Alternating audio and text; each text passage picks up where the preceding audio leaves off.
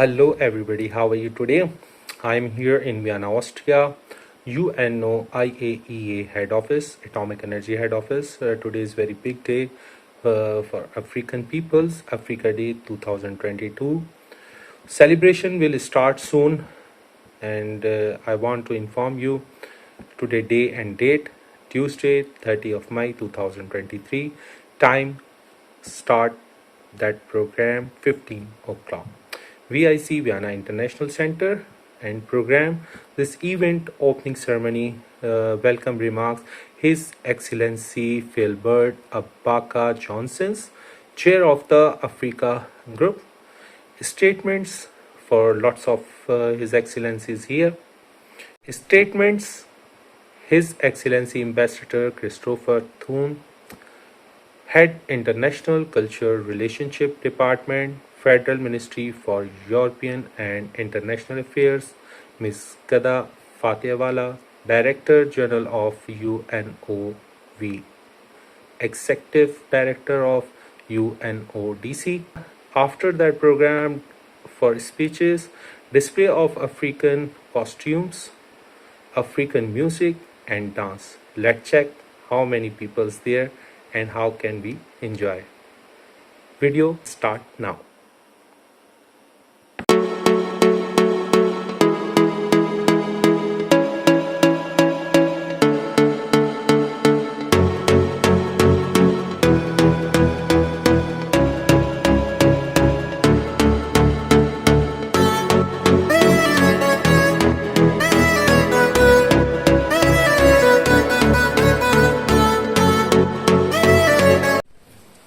As we gather here today to commemorate Africa Day, we need to celebrate the progress we have made as a continent, beginning with the hard efforts of our leaders, particularly Osagyefo Dr. Kwame Nkrumah, Gamal Abdel Nasser, Ahmed Ben Bella, Modibo Keita, Ahmed Sekou Touré, Hassan II, and Haile Selassie, the unifying force.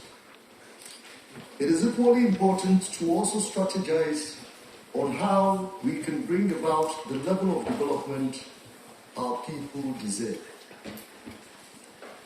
The African Union has dubbed 2023 the year of the acceleration of the African Continental Free Trade Area implementation, with the primary goal of growing the nascent African common market. The AFCFTA represents more than just an agreement. It is a symbol of a new era of true African-led cooperation and enterprise, as well as a testament to the continent's unwavering commitment to regional integration and sustainable development. The Common African Market comprises over 1.2 billion people with a combined GDP of over $3.1 trillion.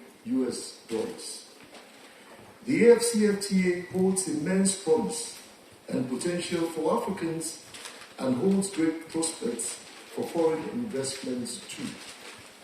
By facilitating the free movement of goods, services and investment, it will create a conducive environment for trade and investment, stimulate industrialization, foster innovation and entrepreneurship, and enhance competitiveness.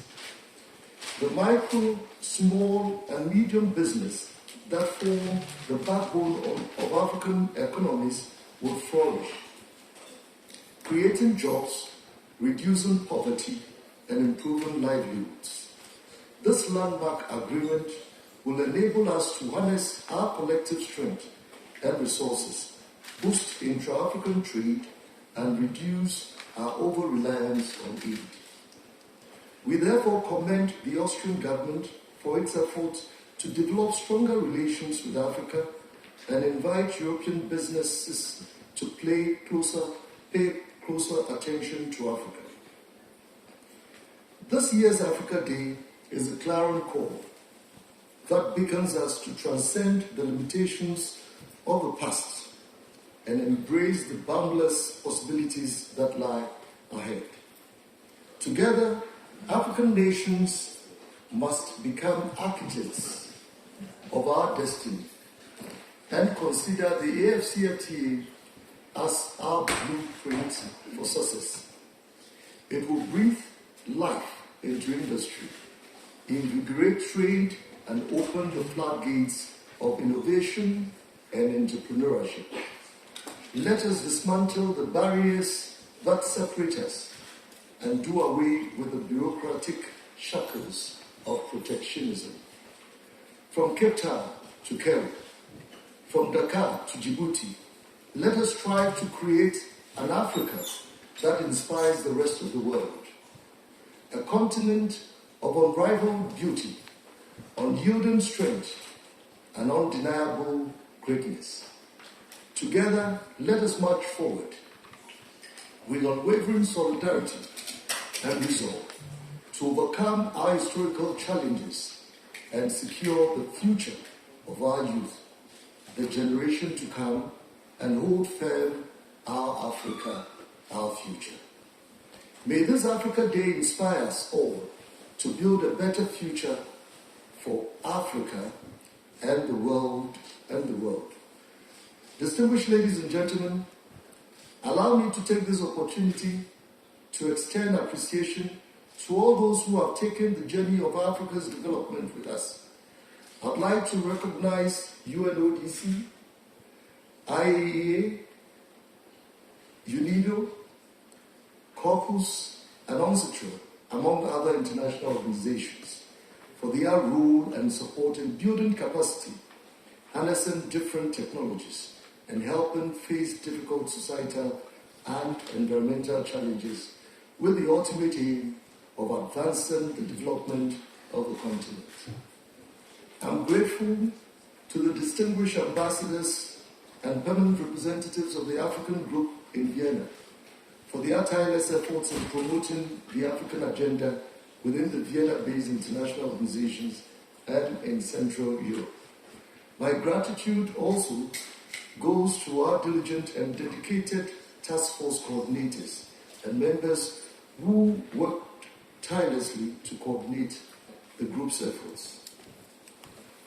I would also like to extend my appreciation to all those who have supported in convening this event, especially the Austrian Federal Ministry for European and International Affairs, the UN Security and Building Management Services, Mad Moser, Regeneral, and those who have provided generous contributions to the Africa Day raffle, namely Egypt and Ethiopian Air, which will take place in the Rotunda later today.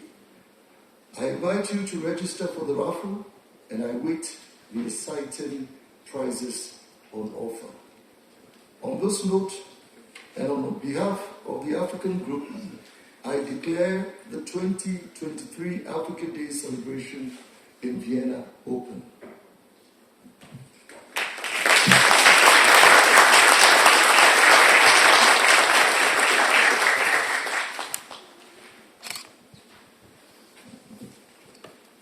I now invite Executive Director Gadewali, our own sister and a worthy daughter of the continent, to address us. Welcome to you all. I would like to thank the chair of the Africa Group, Ambassador Philbert Johnson of Ghana, for bringing us together to celebrate the rich history and vibrant cultures of the African continent. And I thank him for his call to march forward to build and secure the future of Africa.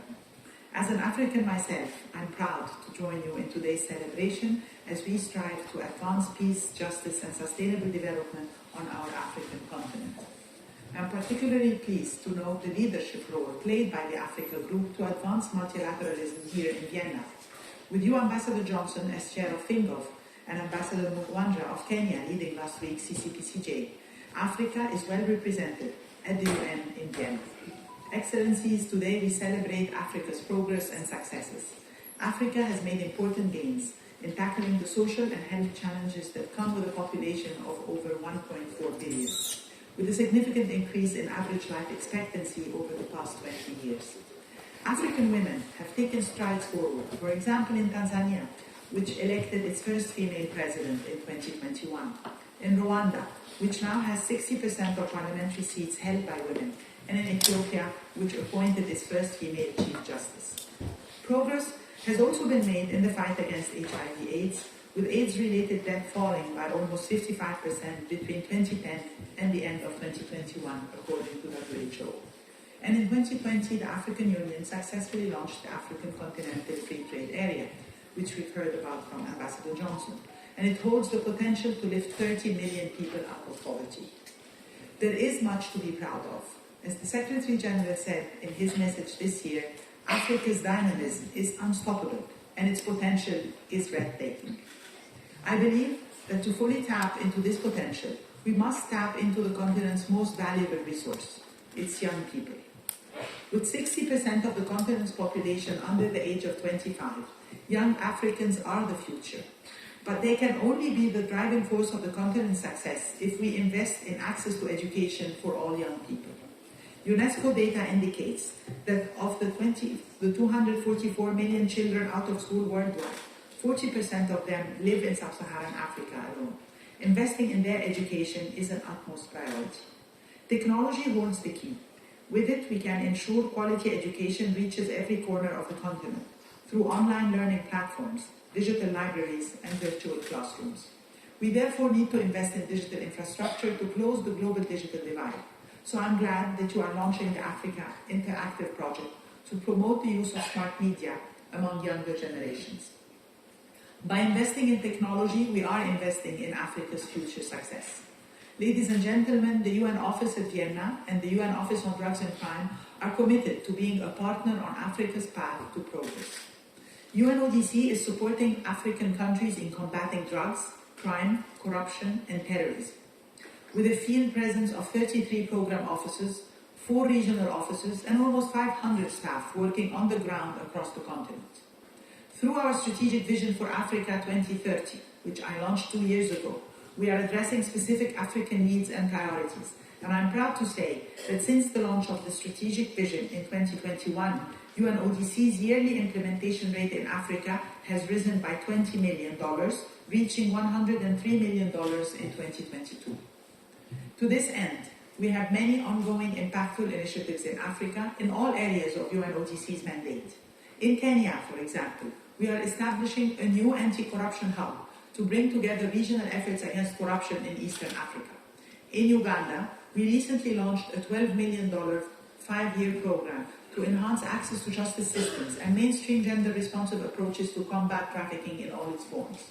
In West Africa, we now implement all of our transnational organized crime programs from our program office in Côte d'Ivoire to ensure a more coordinated response across the region. We also promote health and security across the continent through balanced drug control and effective responses to drug-related challenges, from training container control units on seizures, to supporting drug testing and forensic laboratories, to helping several African countries introduce important services such as opioid agonist therapy programs. You can count on our support as we continue this important work in the years ahead. Dear friends, as we celebrate Africa's success, let us look to the future with a renewed sense of purpose, hope, and commitment to achieve both Agenda 2030 and Agenda 2063. As Nelson Mandela once said, it is in your hands to make a better world for all who live in it. Together, we can achieve a prosperous, peaceful Africa for all those who live in it. Thank you. Director Gadewali for the address. I now give the floor to Ambassador Tony Owens. You are the first. Thank you, also at the podium. Let me start with a personal remark, and you will immediately understand why. I pre-celebrated Africa Day already last week because I was in Venice. And I couldn't go to the opening of the Venice Architecture Biennale, so I went a couple of days later. It was a better decision because there were less people and you could really feel things. But I have to say, this is the African Venice Architecture Biennale. I've never seen an architecture biennale elsewhere so much dominated by African approaches to architecture and the future of our well-being, of our life, not only the African continent, but elsewhere. There are a couple of African star architects, and I also have to say, congratulate Ghana, but the whole continent of Africa, that Leslie Loko, as you know, a writer and architect from Ghana with some Scottish influence too, was the curator, the chief curator of this Venice Architecture Biennale. But it was also, in a sense, very revealing that you had cultural heritage on the one hand, and you had the future on the other, and it was kind of a seamless combination of the two, and it worked extremely well. So to all of you who haven't seen it yet, please go. You have time until November. Go to Venice to see this Architecture Biennale. You can be proud of it. It is a great pleasure for me and honor to have been invited to this event on the occasion of the Africa Day. It is, as you know, also in May that African cultural and natural, tangible and intangible heritage is celebrated across the globe on the occasion of the African World Heritage Day proclaimed by UNESCO in 2015. It's a great pleasure and honor for me to stand here before you, to sit here before you, since Austria is currently re-evaluating its engagement in Africa and is preparing a national Africa strategy. My first diplomatic posting was in Africa, so I'm really very happy about the development. Its aim is to bundle and focus the efforts and expertise of relevant Austrian public and private institutions and actors engaged on the African continent. These include all federal ministries, but also institutions like the Federal Chamber of Commerce, the Austrian Development Agency, and the Austrian Development Bank, as well as other institutions. We all know that Africa is one of the most important partners for the European Union. The last EU-African Union Summit in February 2022 and its follow-up mechanism laid the basis for the deepening of our future cooperation. The aim are relations on an equal footing, mutual trust and responsibility. I think that is very important. Crucial for success is the proper implementation of the decisions made at this summit. Last month, Austrian Chancellor Palmeja paid official visits to Angola, Ghana, and Africa in general, during which he declared, since Africa is the continent of the future, we would like to intensify our foreign policy there. It is in this spirit that we see our participation in this year's Africa Day. We are grateful that you have chosen Professor Titus Leber to present his project, Africa Interactive, to which the Austrian Foreign Ministry extends its support.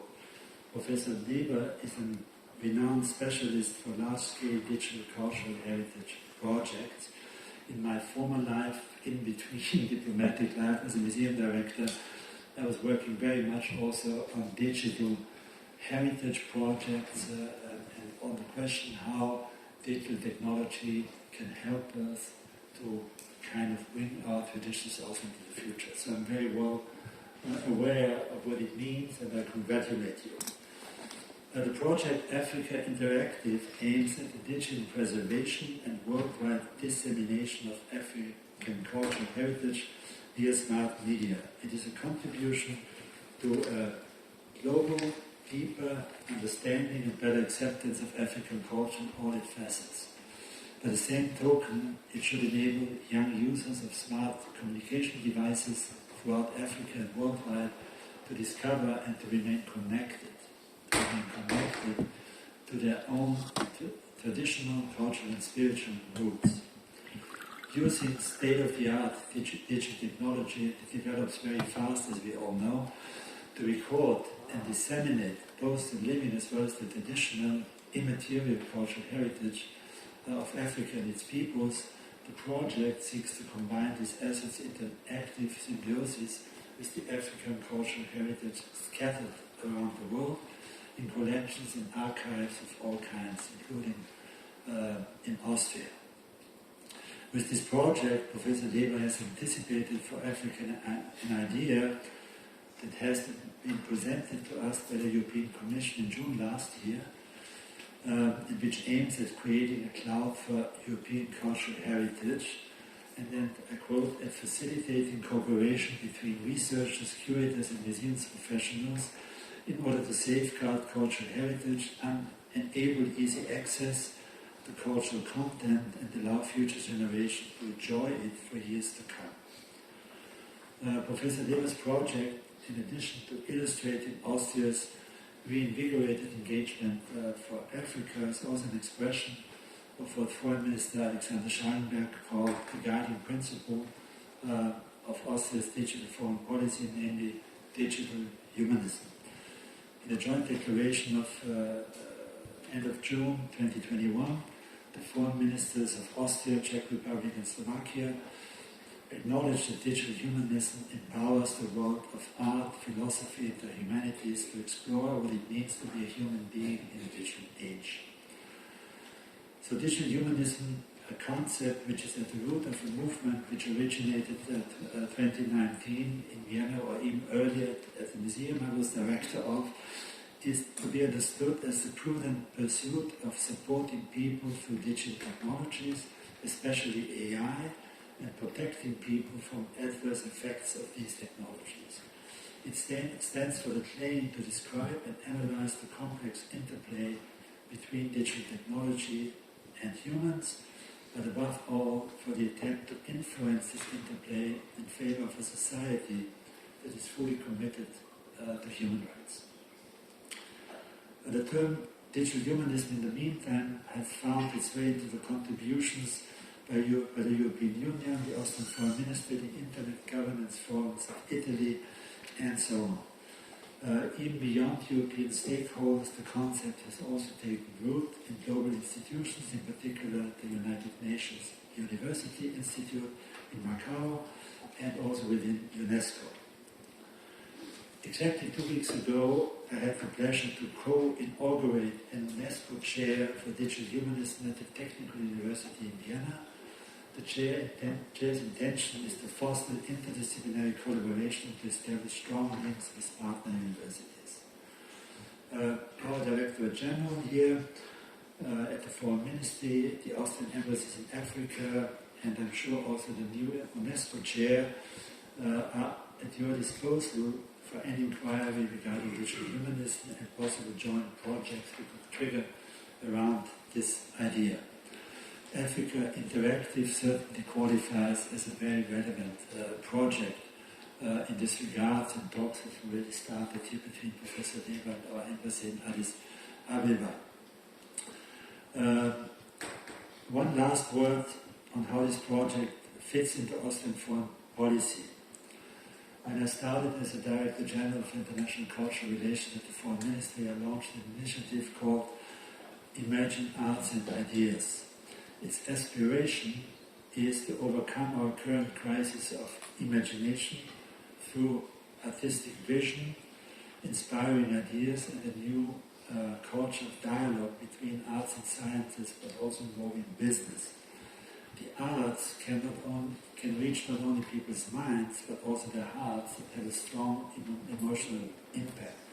The general topic of this initiative is dignity, and is meant to build a bridge between Western countries and other countries for debating the big questions of our times relating to the dignity of humans and of nature and its other species. It is my hope that this year's Africa Day is the beginning of regular cultural cooperation between the Austrian Foreign Ministry and the member states of the African Union, revolving around the theme of dignity, including digital dignity and the dimensions of a regenerative digital humanism. I am convinced that it's especially through culture that we can realize how much we all do participate in the same human adventure. Austria aspires to continue to support the celebration of Africa's strong cultural identity, common heritage, values and ethics as laid down in the African Union's Agenda 2063. We would be very proud if Austria, and especially this project and Professor Leber, could assist in Africa's cultural renaissance. Regenerative sustainability is our joint future, and we can realize this vision only through dialogue and cooperation. Thank you.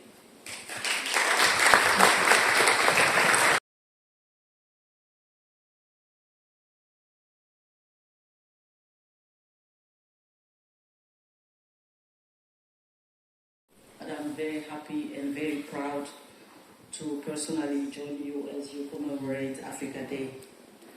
First of all, I would like to commend the Africa Group for organizing this event. This year, the observation of Africa Day coincides with the 6 years anniversary of the Organization of African Unity and its successor, the African Union. Our celebration today is particularly significant since the African Union designated the year 2023 as the year of the implementation of the African Continental Free Trade Area. With a marketplace of at least $3.4 trillion and a consumer base of 1.4 billion people, the African Continental Free Trade Area has the potential to promote value addition, industrialization, economic diversification, and develop local and regional value chains. The agreement holds also a significant potential to promote inclusive and sustainable industrialization through economies of scale and to foster a more competitive manufacturing sector. I would say that AFCFTA is a game changer for Africa's future growth and development.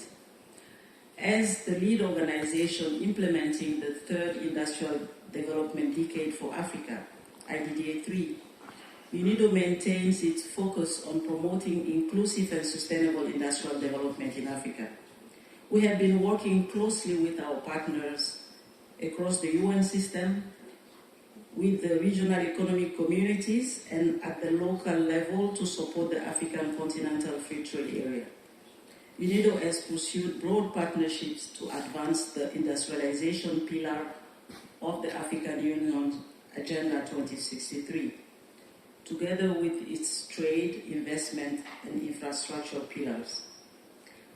The recent African Union Summit on industrialization and economic diversification in Niger galvanized the continent's push forward towards industrialization. And as a co-organizer, UNIDO, together with our international partners, is committed to implementing the outcome of the summit. Excellencies, ladies and gentlemen, in the coming month, we will be also launching a new strategy for Africa, placing productivity, enhancing growth, regional integration, and a people-centered approach at the forefront of our efforts towards achieving the 2030 Agenda and the Agenda 2063. Partnerships are key to achieving sustainable and inclusive economic, industrial, and social development in Africa. As always, UNIDO remains ready to strengthen existing partnerships and create new ones wherever needed. Together, we have the means and the dedication to pursue lasting change. Let us look ahead to the next 40 years and make sure they are marked by progress, innovation, prosperity, and peace. Thank you very much. Merci beaucoup. Remarks. I now give the floor to the Deputy Director General Najat Mokhtar of IAE, another valuable and passionate advocate. We reflect on the immense potential that lies within Africa and the crucial role that nuclear science and technology play in shaping its future.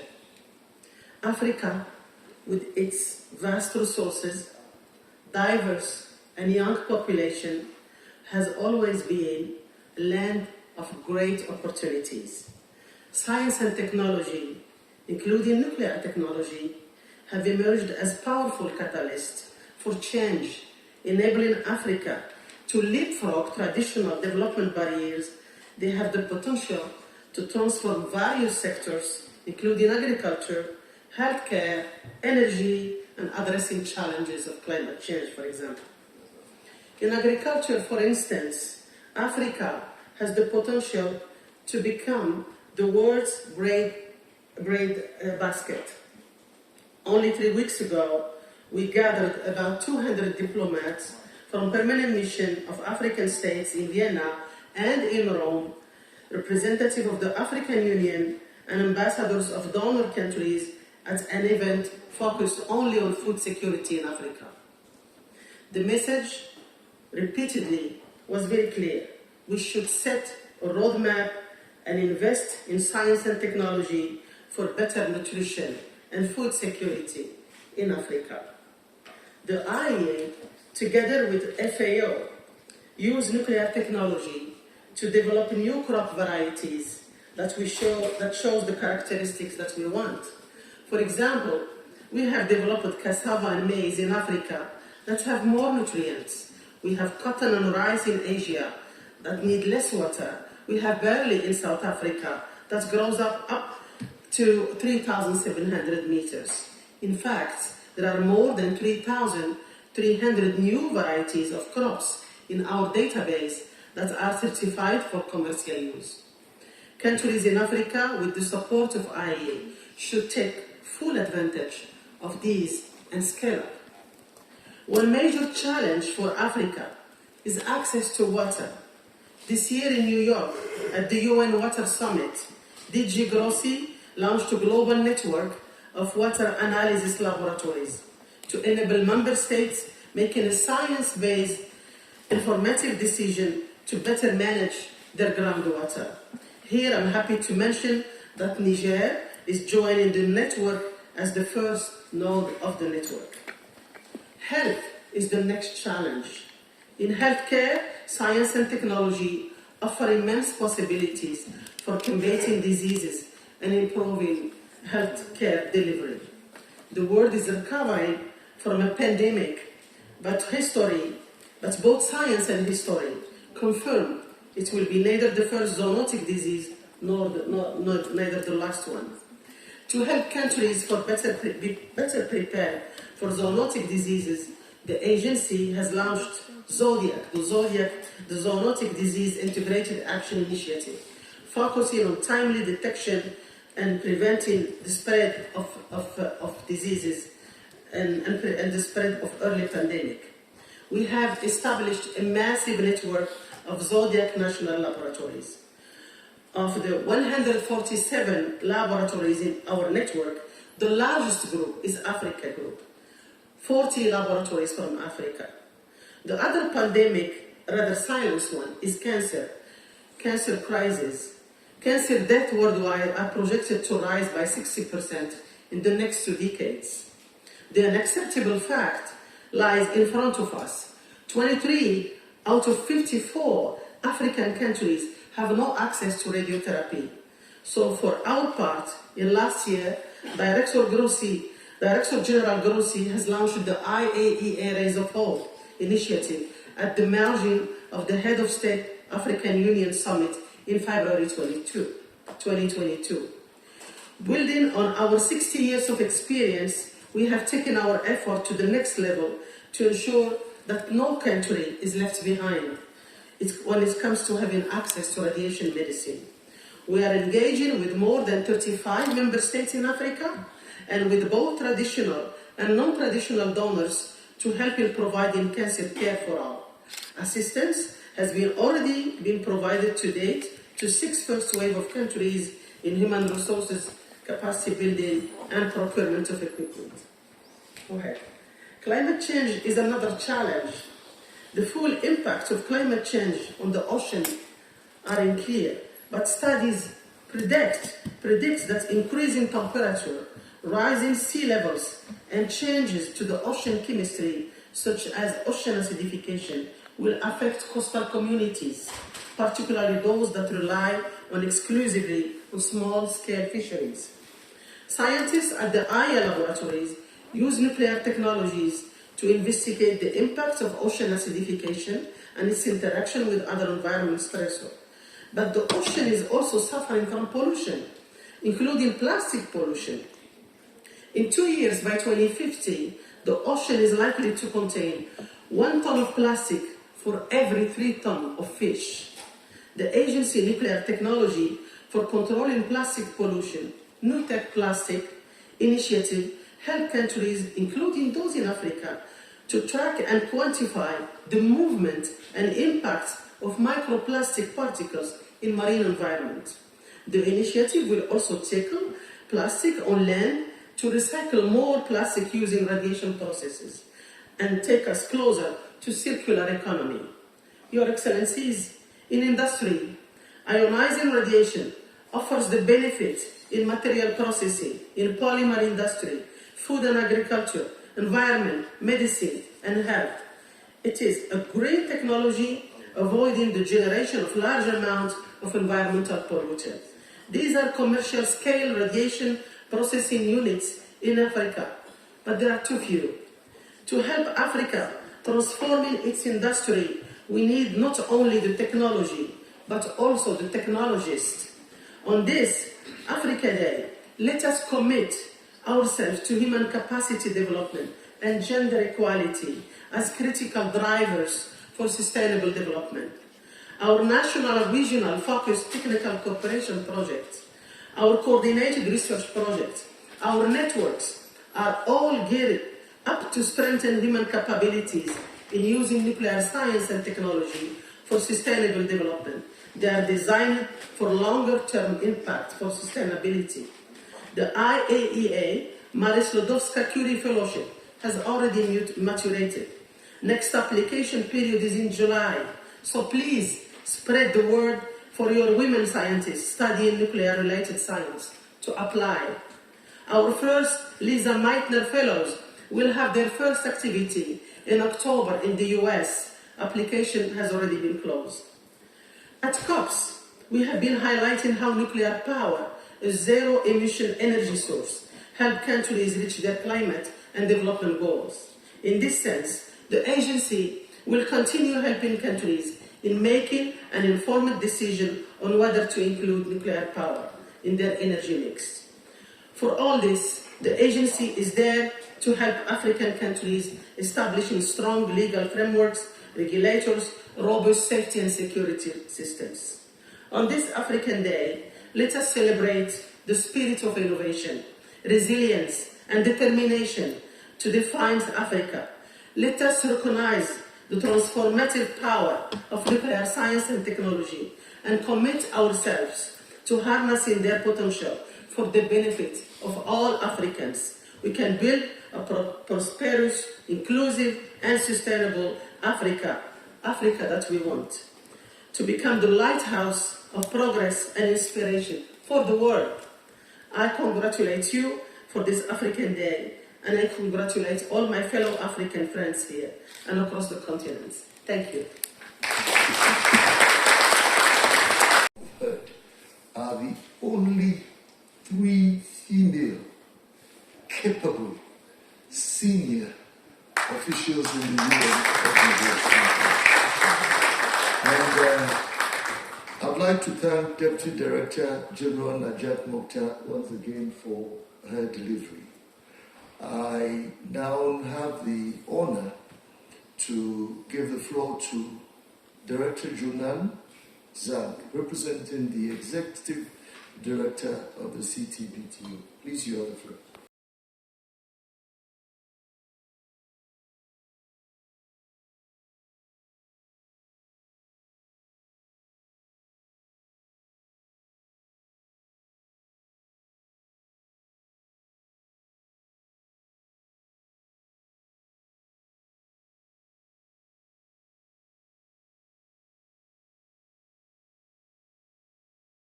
Message on his behalf. He hopes to be with you for next year's commemoration. Personally, I'm very much honored to be here with African brothers and sisters to celebrate this very important day. Excellencies, I would like to congratulate the Africa Group in Vienna for hosting this event to commemorate Africa Day. This yearly event provides an opportunity to celebrate a great continent, and the CTBTO is pleased to join you. I thank the group, in particular its chair, Ambassador Johnson. of Ghana for the invitation, as well as for our close collaboration. Today, we celebrate to the African continent, its people and its culture, and reflect on the continent's contributions to international peace and security, including the CTBTO. 51 of our 186 state signatories are from Africa. Indeed, on the first day the CTBT opened for signature, African states were among the first to sign, demonstrating early and clearly that the continent strongly supported the treaty. Additionally, African states host 42 of IMS facilities. The day-to-day work of delivering our verification regime is taking place across the continent. Excellencies, when I assumed office as Executive Secretary, my first official travel was to South Africa to attend a conference of state signatories, state parties to the Treaty of Pelindaba, which declared Africa as a nuclear weapon-free zone. Since then, relations between the AFCONI and the CTBTO have significantly strengthened. Also, since then, I have had the honor of visiting several other African states, including Kenya, Egypt, Equatorial Guinea, St. Tome and Principe, Mauritius, Ethiopia, and most recently, South Sudan and Somalia. In my travels around the continent and my meetings with leaders of various countries here in Vienna and elsewhere, it is clear to me that the CTBT is valued in your region, and I am grateful for the continued support. Excellencies, as I mentioned when I had the honor of briefing the African Union Peace and Security Council in Addis Ababa last December, Africa is an integral part of the CTBTO. After my briefing, the communique of the Council at the end of the session affirmed strong support for the CTBT and called on all states yet to sign and ratify the CTBT to do so. What a remarkable partnership. As you are aware, of the 6 new ratifications achieved in 2022, 3 were from Africa, and I hope to have 1 or 2 more from the region in due course. I hope that we will see all of Africa in full adherence in the near future. For our part, we continue to do all that we can to serve the best interests of all states signatories, including those from Africa. A key focus will be strengthening states' capability to benefit from the treaty.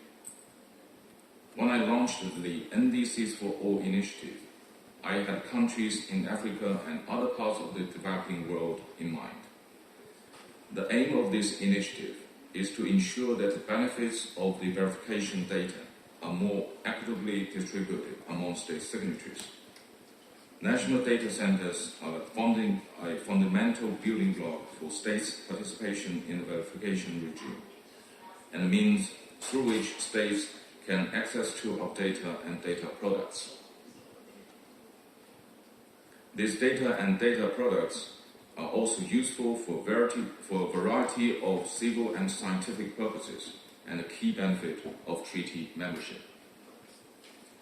I would like to congratulate the group once more as we celebrate this year, in particular the launching of Africa Interactive, which aims to use state-of-the-art technology to gather, aggregate, and disseminate information pertinent to the preservation of Africa's cultural heritage by our smart media to young Africans. Africa is a very useful continent with almost 60% of people under the age of 25. I can understand well why projects targeting this demographic are so vitally important.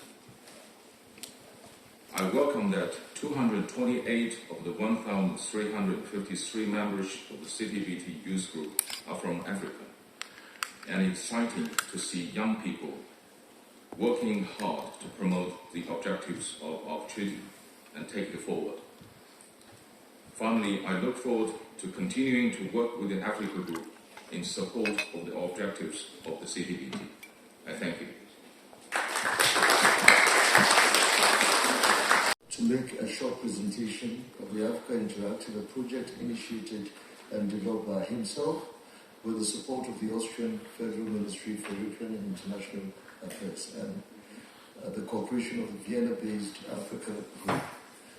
This project preceded work on the development of the Austrian Africa strategy by the government of Austria. Mr. Leber, we would be grateful if you could make it punchy. To be here and to be invited today to present you my project Africa Interactive. And let me just say how my love story with Africa began 7 years ago. It began with a huge shock when I traveled for the first time extensively in Africa. I realized to which extent the rest of the world, namely Europe, is ignorant and prejudiced against Africa. At the same time, I realized also that there's a big danger for young Africans to get disconnected from their own past by a new form of mediatization, a Disneyification, putting them on the goggles of multimedia from America, from the Western world. And so I decided to set up an initiative which is called Africa Interactive, and which is supposed, as it was said already, to gather and to disseminate the cultural heritage of Africa and to make it accessible to anybody who has a smart device in his pocket, so people wouldn't have to go to museums, they could access it in an easy way and navigate through the cultural heritage of Africa. We will use state-of-the-art technology, and we will begin, obviously, on the continent. The project is based on 4 different pillars.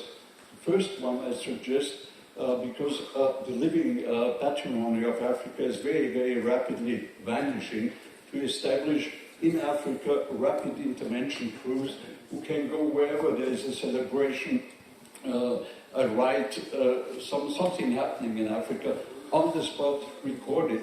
Also record the knowledge of the elders. Every elder who dies in Africa is a library getting lost, so there's a great need to record this oral heritage, and this is the first pillar. The second pillar is to bring back to Africa, virtually to begin with, whatever is disseminated of your rich cultural heritage in museums and collections all over the world. I'll talk later a little bit about the restitution thing, but let's start to already virtually restitute whatever is disseminated to make people aware and to make young people proud of what Africa has contributed to the world cultural heritage. The third pillar is to connect, obviously, with big archives, photographers who over the last century have audiovisually recorded a lot of the patrimony which is already lost, and bring them into the project. And the fourth pillar is to bring in scholars, universities, the whole knowledge gathered in the internet, and bring all this in the reach of every young internaut who can travel from his pocket on his smartphone through this rich heritage of Africa. In the old times in Africa, in the old times, people in Africa used to gather around the fire, and the elders would pass on orally the rich tradition. In the new times, the spark is an electric spark, and we can bring and fix all this old knowledge onto smartphones, onto smart devices, and pass it on. How to navigate this rich patrimony, this rich heritage? Well, I found a beautiful story in Ghana. I mentioned that because also we have our host here from Ghana. There is a myth in Ghana that a spider trickster named Anansi went to the sun god and stole from him all stories of the world, and namely all stories of Africa, and brought them to humanity. So what did this spider do? The spider built a web of stories, and shouldn't we be proud here in this circle that Africa anticipated with this web of wisdom the internet by probably several hundred years, maybe millenniums of years. So I use this metaphor of the spider web to make people navigate through this rich heritage, namely also by using glass beads. Glass beads play a very important role in many African countries, and there are many different ways to navigate this heritage. So every glass bead on my spider web will be a different entry point, and by touchscreen and by touching these different glass beads, you will be able to navigate in many different ways through this heritage. So let me show you a few ways on how we can navigate. Obviously, we should start with the people of Africa, and whether they come from the far east of the continent, whether they are modern young people, traditional old cultures, people from the north, from the desert, ecstatic dancers from Western Africa, Central Africa, no matter from where they come, we should learn to get to Africa through its peoples by knowing better their traditions, their rights, their history, and we can enter in an interactive way and immediately be there. We can be, within a snap of a second, right into Yoruba culture. It's just an example of this.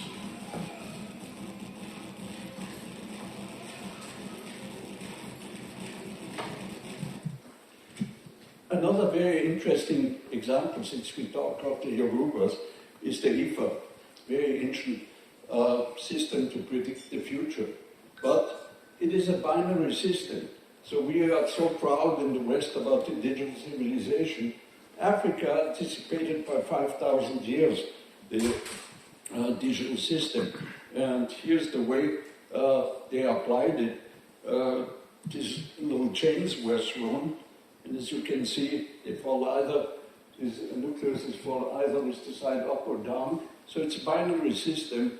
Africa anticipated digital revolution by thousands of years.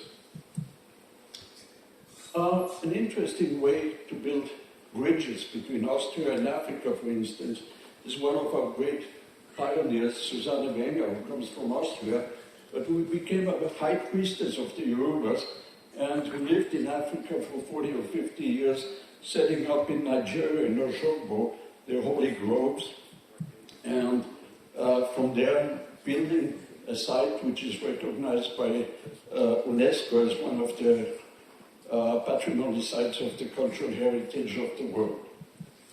So this is a very nice way also of bridge building between Europeans and Africa. These are some of her works. Some of them are 30 meters high, very impressive in the deep woods of Nigeria or Oshogbo.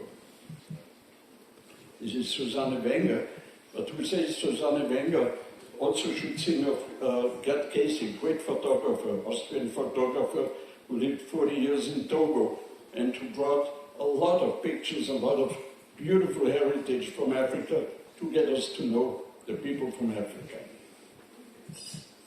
And I always say, shouldn't we be jealous in our cold and grey Western world of these young people who have nothing, but who seem to enjoy life, who are beautiful, who are smiling, who make out of nothing beauty?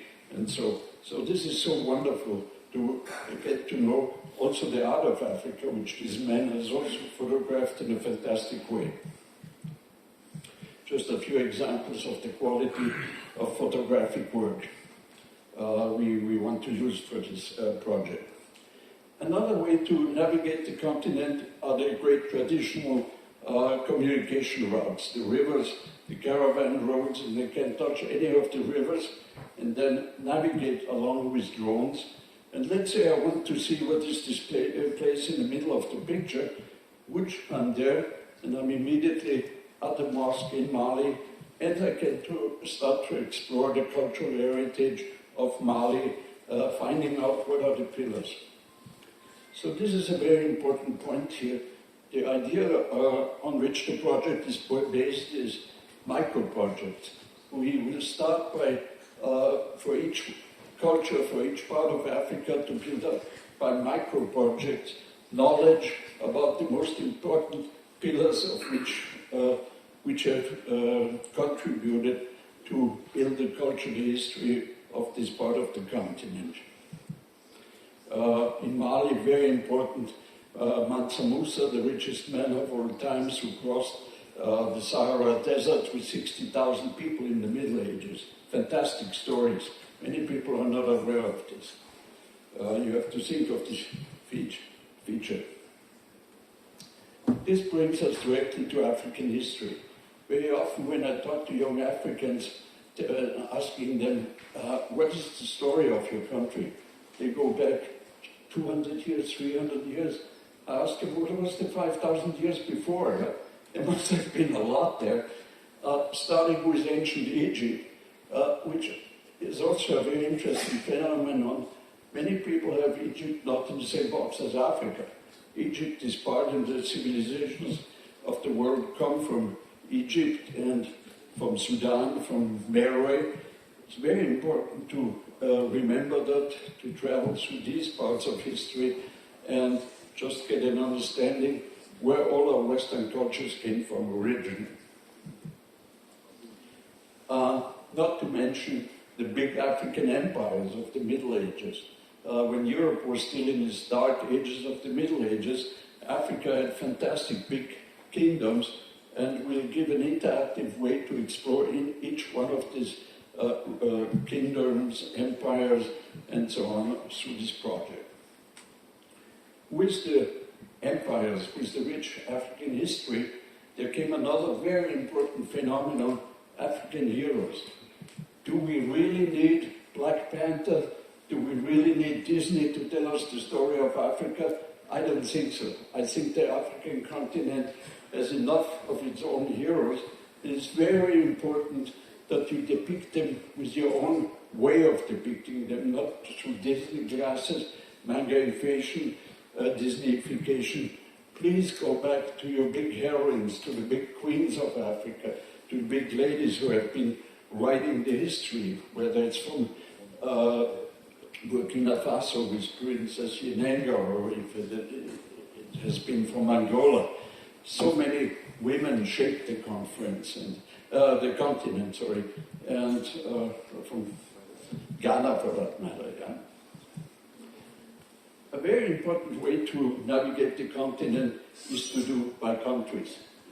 Most of the people, many people in the Western world, don't even know where the countries are. They have never heard the names, they don't know the flags, they don't know the history, so you will have an interactive way to navigate through the continent, and then again come to the country, get to the micro projects which point you directly to the main pillars which have constituted the history of the continent. I've been working a lot in Senegal, for instance. For each country I developed a specific navigation metaphor. In Senegal it's the baobab tree, which looks like a neuron and which allows you again to navigate the history, the museums, and so on. Now, this is the way how we normally walk to an African museum today. I know there are many new museums, but the way I suggest to do it is to go to the objects and then point right away to whatever is the context of the object and bring it together with the living history. So you will have immediately the possibility to connect artifacts and living cultural heritage. Another very interesting example, the initiation rites in Burkina Faso, les masques young men who become initiated get dressed in the forest. Very rare footage I was able to get my hands on how the initiated are dressed up in the sacred forest and then walk to the city and bring their ancient secret knowledge to society. Even more fascinated, Burkina Faso also has a festival for Western mask dances of Western Africa, and these are the masques de nuit, the masks of the night. Fascinating material.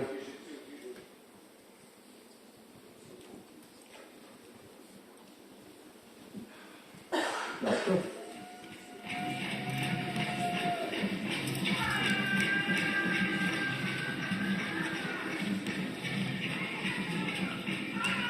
Now, I want you to look at these parallels. We just saw this mask dance. Here's a picture from Cocteau's The Testament of Faith. We can see who stole from him. Who. Another important museum in Africa is the new Museum of Black Civilizations in Dakar, which has a remarkable collection of bronzes from Benin. And I asked him, wouldn't it be nice to go from your museum to all the different collections of Benin bronzes around the world? Within one fingertip, we're in Vienna, and can see from here not only the bronzes of Benin, but go into the whole civilization. Here I would like to open a very quick parenthesis on the question of restitution. It's a very hot discussion today, and we had in Vienna the chance a few months ago to receive Achille Mbembe. He is quoted to be one of the fathers of the concept of restitution. And when he saw the program of Africa Interactive, he went right on the stage and said, I consider virtual, or he considers in that case, virtual restitution as important and equally important as physical restitution. Both should be complementary. It's very important to use these possibilities we have now in 3D to make these treasuries worldwide accessible.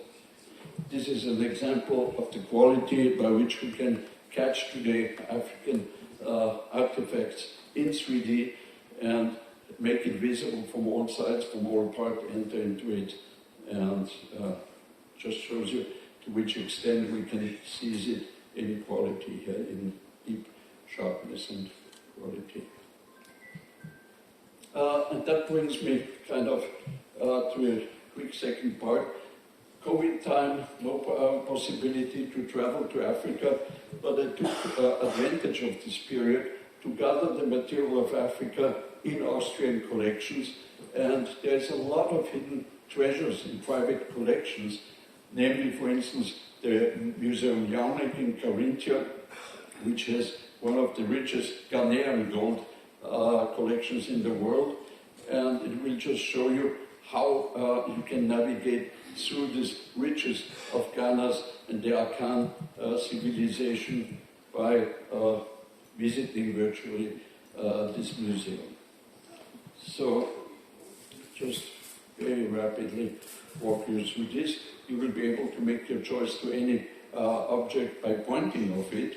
And then, very important, you will have two different ways to explore objects.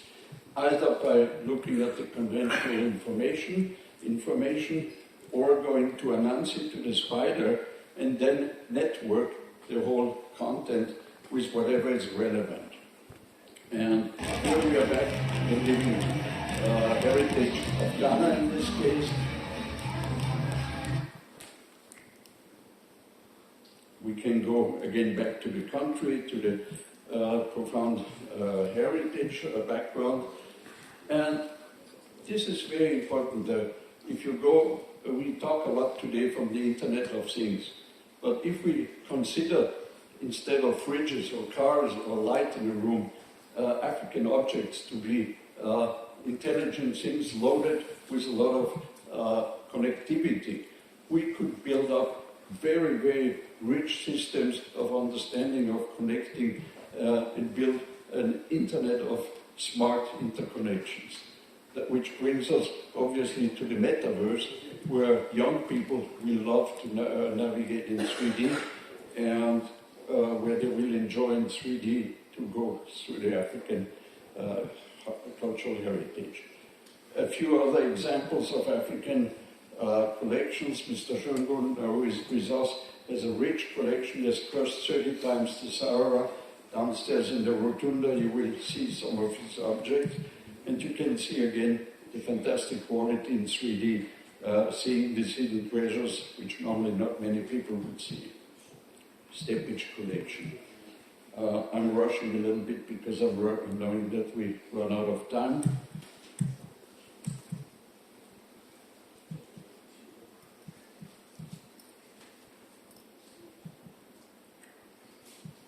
Museum Humanum.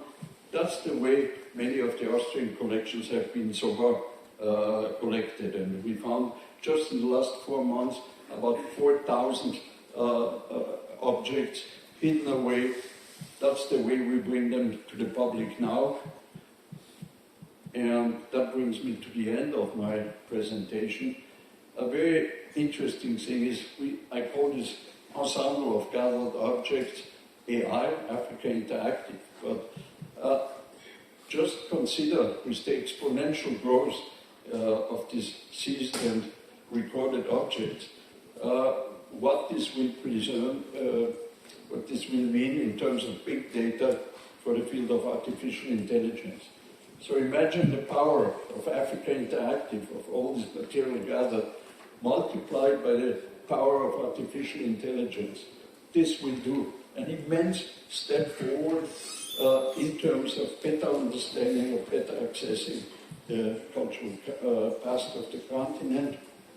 And it will bring us to an eye-to-eye level where people from abroad will learn to better appreciate Africa, where young people from Africa will learn better to appreciate their own contribution to the world cultural heritage. So this will go to AI times 3, which is Africa Interactive times artificial intelligence times African identity. And let me close on a more poetic note. You know that in Europe we had the 9 muses who were the goddesses of the arts and science. We don't have a muse for the digital realm. And I have a strong feeling she could come from Africa, and I would like to call her Digitalia. I suggest today to introduce the 10th muse, Digitalia, and I would like to wish very, very happy birthday. Allow me to say to my brothers and sisters from Africa, happy birthday.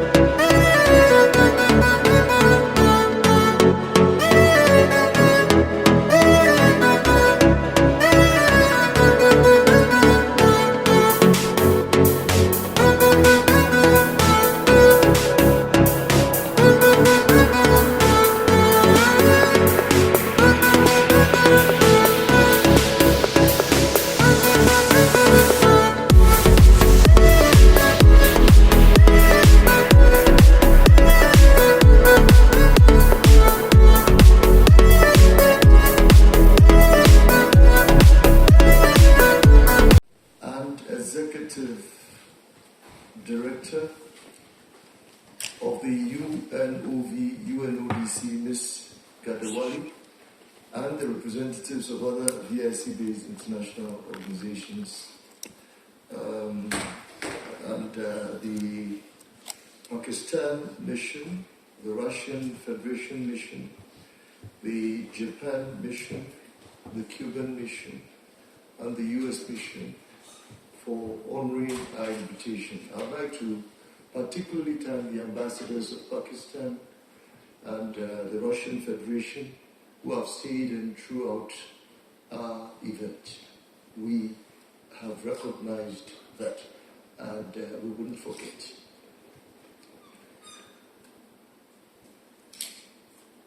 I now have the pleasure of inviting all of you to join us for the second part of the event at the Rotunda, which is more exciting. Where we would have on display African arts, music and dance performance, and very, very delicious food and drinks. You would never forget tasting the drink and so much music to dance.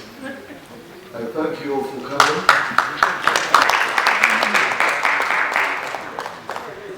I am President of International Cultural Diversity or GACE organization. Association, and we are here today at UN at African Day to celebrate all African countries' cultural heritage, and we are very excited to engage and see so many countries participating.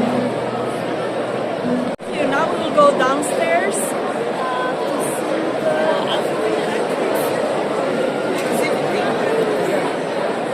Let's go.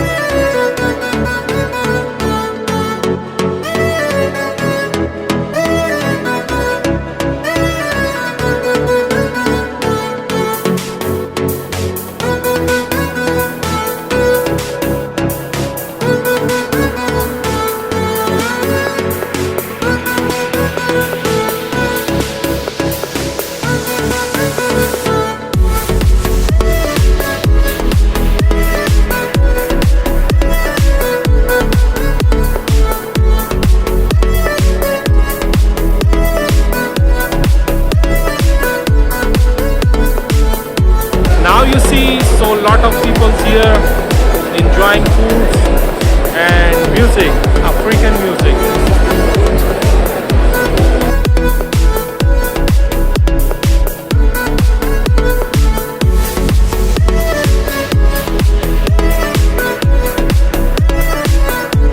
Czech people is my best friend here from Africa, Angola TV national channel, and he is very nice person, good working. Let's go.